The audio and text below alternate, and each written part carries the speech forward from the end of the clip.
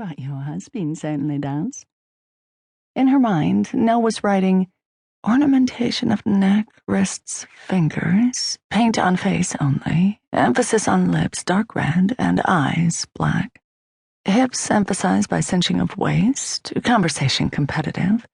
The valued thing is the man, not having one necessarily, but having the ability to attract one. She couldn't stop herself. Have you been studying the natives? Tilly asked her.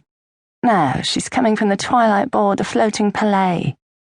Eva had the heavier Australian accent, the most like Fen's. I have, she said, since July. I mean the July before this last one. A year and a half up that little tributary somewhere, Tilly said. Good God, Eva said. A year first in the mountains north of here, with the Anapa, Nell said. And then another 5.5 months with the Mumbanyo, up the Uat. We left early. I didn't like them. Like them? Eva said. I would think keeping your head attached to your neck might be a more reasonable goal. Are they cannibals? It was not safe to give them an honest answer. She did not know who their men were. No, they fully understand and abide by the new laws. They're not new, Eva said. They were issued 4 years ago. I think to an ancient tribe it all feels new. But they obey. And blame all their bad luck on the lack of homicide. Do they talk about it? Tilly said. She wondered why every white asked about cannibalism. She thought of Fen when he returned from the 10-day hunt, his sad attempt to keep it from her. I tasted it, he finally blurted out. And they're right. It does taste like old pig. It was a joke the Mumbanyo had, that the missionaries had tasted like old pig. They speak of it with great longing. The 2 women, even long, brazen Eva, shrank a bit. And then Tilly asked, Did you read the book about the Solomon Islands? Where all the children were fornicating in the bushes? Eva? I did. And then Nell couldn't help herself. Did you like it? I don't know, Tilly said. I don't understand what all the fuss is about. Is there fuss? Nell said. She'd heard nothing about its reception in Australia. I'll say.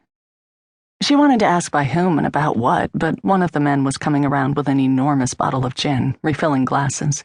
Your husband said you wouldn't want any, he said to her apologetically, for he did not have a glass for her.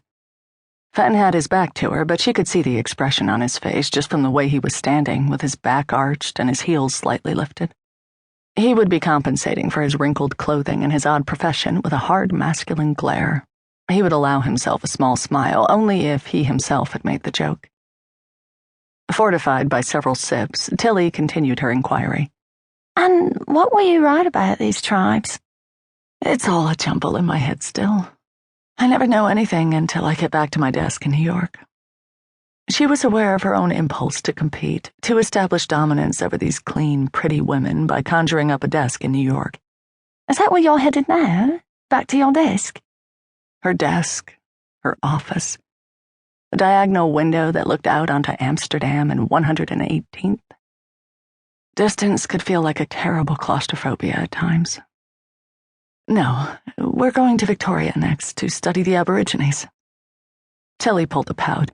You poor thing. You look beat up enough as it is. We can tell you right here all you need to know about the Ebos, Eva said.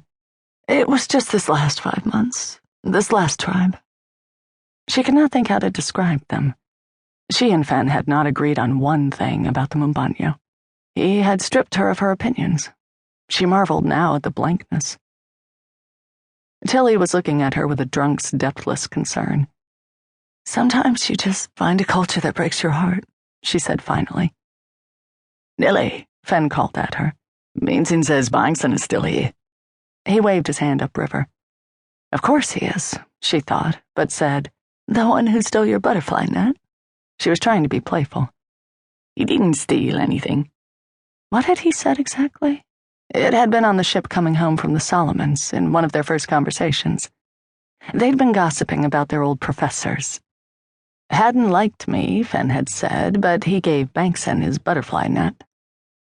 Bankson had ruined their plans. They'd come in 31 to study 2 New Guinea tribes, but because Bankson was on the Sepik River, they